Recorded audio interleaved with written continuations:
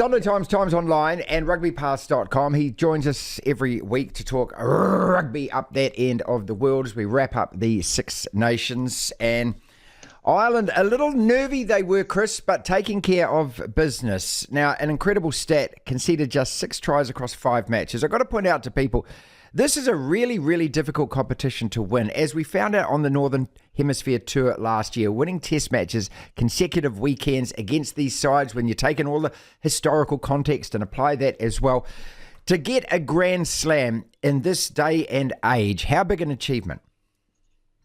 Well, it's the only 4th time in the history of Irish rugby they've done it. I mean, it's that rare for them. And, this was a hell of a week. The most of Ireland was drunk at Cheltenham for the entire week. They managed to pour themselves onto planes, get back to Dublin in time to continue drinking, and then they continued drinking wildly into the night after the win. Because, that pressure on that Irish team to know that, for example, it was Johnny Sexton's very final match. He's not going to be playing in another championship. And they were such hot favourites, and you had England turning up, who had to prove they could still tackle, that they hadn't lost the ability to tackle from their mauling with France. And that it was 10-9. It was the jitters. And in fact, if one player summed up how the game changed, it was Jamison Gibson-Park, because he started off really nervously, having been given the start ahead of Murray, but he got so much better as the game went on, and Ireland got better as the game went on. And of course, we did have another of those sendings off that sends a shiver down the spine when you look forward to the World Cup, that massive matches are going to be decided by the letter of the law. And I just want to read you something which came out before the final round of matches. It was from World Rugby. It was the law application guidelines. And the effect of the referee saying play on if there is a no-fault situation where a sudden or significant drop in height by the ball carrier, the player had no time to readjust, involuntary collision, no leading arm. Well, that sounds like what happened to Freddie Stewart to me, but no, he got a red card because under the letter of the law, and they went through it very slowly, he went. And what was going to be an even more nervous day for the Irish suddenly became that much easier. Yeah. And I'm afraid I'm really worried about this World Cup. Chris Jones is with us. Look, people, if you haven't seen it, so Freddie Stewart, it was what we call an up and under Gary Owen, a box kick. I mean, it bounces awkwardly at the very last second. And this is what Jaco Piper, the ref, said. He said you had time to turn your shoulder. So it's kind of like a reflex where somebody's running towards you at full pace and your natural reaction is to kind of turn side on and protect yourself. And that guy's head ran into his elbow. That collision means a red card. It's just nonsensical. I mean, this is what I think gets most of us, Chris. I mean, you've watched a hell of a lot of rugby. All of us have watched a lot of rugby. There just doesn't seem a common sense application going on here. If that's the letter of the law is an ass. There is a phrase here which is always used by referees. It's a rugby incident. Things happen in a rugby match. People are coming from all oblique angles. It's not like rugby league where it's 2 lines moving up against each other. People are coming from angles you don't expect and hit you in ways you don't expect. And Freddie Stewart could see what was happening, and you could see his body go, oh, crike, I better get out of this.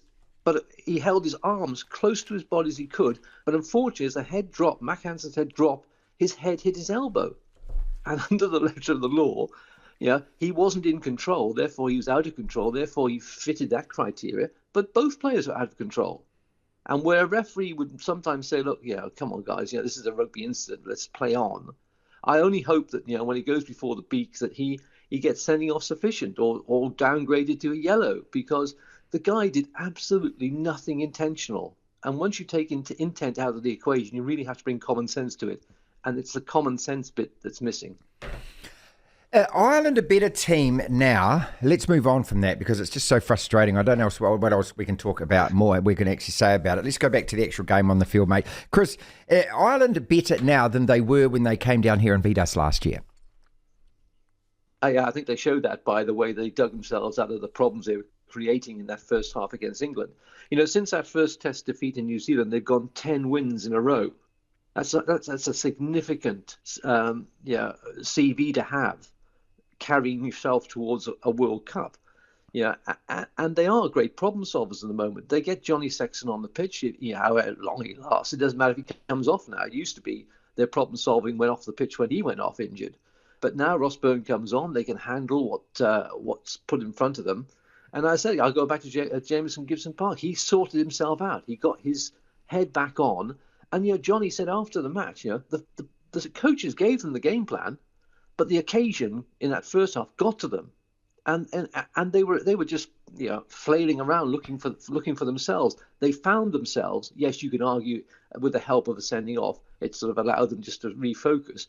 But they did solve those problems, and that is what's going to be crucial when you come into this World Cup in the ludicrous Pool A and Pool B scenario we're going to be facing, whereby if you end up first or second, you're going to be facing from Pool B, South Africa or Ireland, you'll be facing New Zealand and France. It's nuts.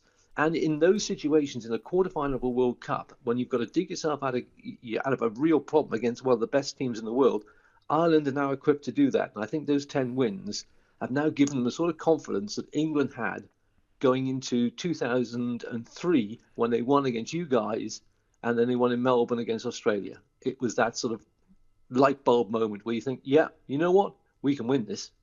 Yeah, it's an absolute perfect parallel to draw, because Sir Clive said that afterwards. I mean, every time I say Sir Clive, I think punch me face, but I mean, I'll put that to one side for a second. But he said that afterwards. He said winning in Wellington, winning in Melbourne, those were the two things. I mean, once you actually understand that you can actually do it, you can do it under pressure, and you can do it again. And that's the thing, and that's what Ireland did here, because they did beat us twice. They didn't just beat us once, they did beat us twice. How far away are France, Chris? And also, the Six Nations is one thing. The World Cup at home, weight of expectation. We know that, it's like the Maginot Line, isn't it? You can put all the preparation in place, but when the enemy comes, guess what happens? Is that again what is going to be following France's at their fortunes at this World Cup? Well, they scored 41 points against Wales in the final match. At times, they looked sublime. And then what did they go and do? They concede 4 tries for the first time at home in the Fabien Galtier era. And the commentary guys were saying they felt in danger because behind them were a line of the French coaches, including Sean Edwards, who was giving his machine such a hammering in frustration as these sloppy tries were being given away late in the game. There would have been lots of pats on the back for the French in that dressing room, but they had to face Sean Edwards. And that is what he's going to use to hammer these French guys in the build-up to this World Cup, that they cannot have these moments where they give up easy tries, because they scored brilliant tries, but and their defence has been really good, but they just allowed themselves to get caught up in the moment. The crowd were going mad. They were seeing Penaud scoring as he does, 2 tries. It's so easy for Penaud. Ramos finished with 84 points. They've got ways of hurting you all over the pitch, even when some of their key players are not in the side. But, that last, 20 minutes where they conceded sloppy tries against Wales, that will ensure that they will be a better unit when they come to the World Cup. And, they are going to be dangerous. They're going to be fantastically dangerous at home. And they seem to be able now to handle that pressure of expectation at Stade de France. The stadium is absolutely awash with fans who are in love with this team. It used to be stick hard to your defence, get the crowd to get on the back of the French team, and it will help you. Now, I'm afraid the whole nation is behind them, and that's a powerful, powerful asset to have. England. Let's end on England, and can they regroup in time? Because this was a team, it was only a couple of weeks ago that they got stuffed by 51 against France. And to be fair to them, until that red card, they were absolutely in that match against Ireland. That's a complete and utter turnaround, reverse of form. I mean, what do you put that down to? And can they regroup in time for the World Cup to actually be a threat?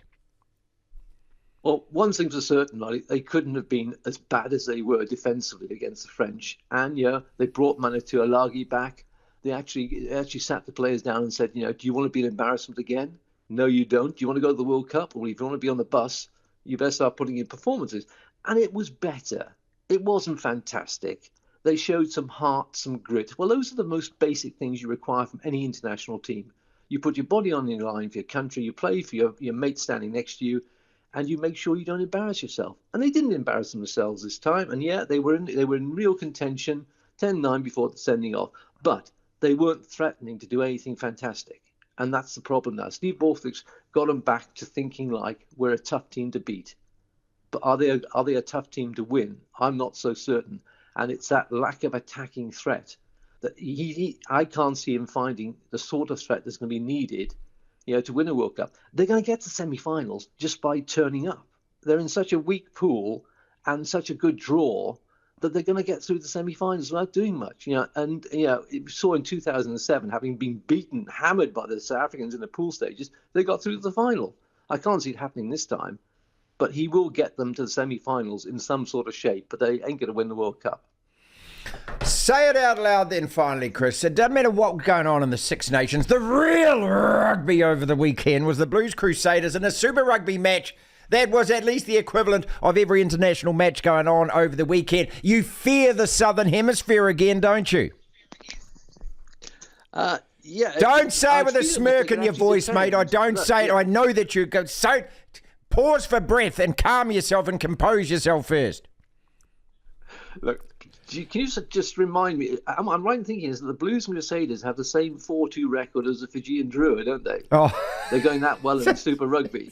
So let's just talk about the Chiefs, mate. I know you're fated. You're going to be bringing me up the Blues endlessly now. Look, the fact is, the number of tries conceded by both teams is not great. If I was a defence coach in Super Rugby, mate, I'd be really worried about getting the old heave-ho here, because except for the Chiefs with 22 tries, 4 and 10 against, looking like they can actually defend as well as score tries, there's too many tries being leaked around by everybody. You can't actually have a really quality game unless you've got really quality defences.